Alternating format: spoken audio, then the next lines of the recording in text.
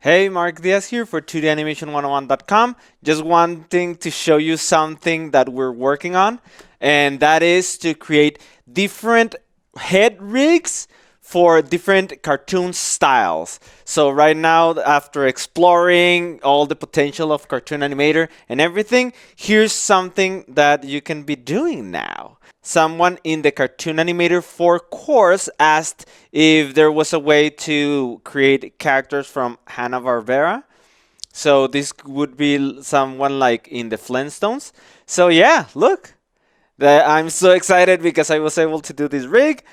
And then not only that, but I also took a lot of notes. These are all my notes, the warnings, the problems I went through, and you're gonna get everything. So it's super cool. My next mission is to make this character speak and have the different emotions. So that's gonna be really cool. A challenge accepted. So that's my research, just letting you guys know. More research and training are coming up for Cartoon Animator 4.